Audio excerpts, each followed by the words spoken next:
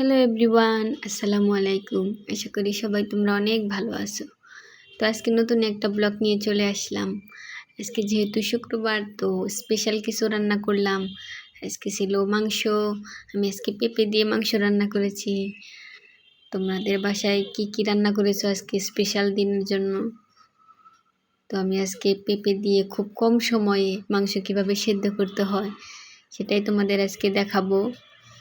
এখানে আমি গরম মশলা দিয়েছি, পেঁয়াজ কাঁচামরিচ দিয়েছি, আদা রসুন বাটা দিয়ে দিলাম। এখন আমি কিছুক্ষণ কষিয়ে নেব।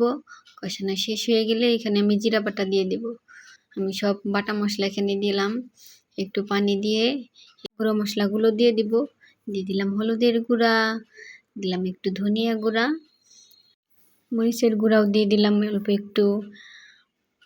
এখন আমি মশলাগুলো ভালোভাবে কষিয়ে নেব যতক্ষণ না পর্যন্ত মশলা থেকে তেল ছেড়ে দিচ্ছে।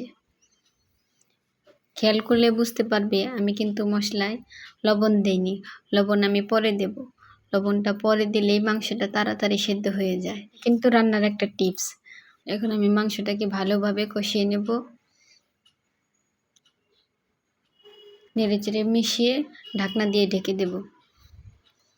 আমি ঢাকনা খুলে খুলে মাংসটাকে ভালোভাবে নাড়াচাড়া দিয়ে মিশিয়ে নেব যাতে নিচে লেগে না যায়। মাংস অনেকটাই কষিয়ে গেছে। এই পর্যায়ে এসে আমি লবণটা অ্যাড করে দেব। পরিমাণ মতো লবণ দিয়ে আমি আরও কিছুক্ষণ কষিয়ে নেব। মাংস প্রায় কষানো হয়ে গেছে। এই তো কষানো হয়ে গেছে, মাংস থেকে তেলটাও ছেড়ে দিয়েছে।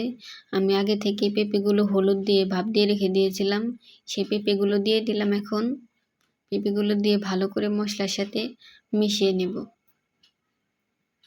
খুব বেশিক্ষণ এখন কষাতে হবে না, তাহলে আবার পেঁপে গলে যাবে।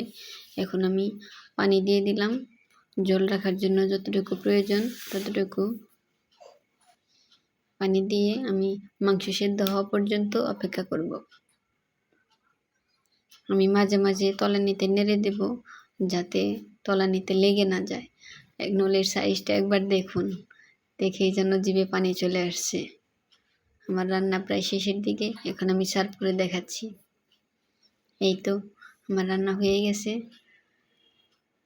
শুক্রবার মানে স্পেশাল কিছু হয়ে যায়।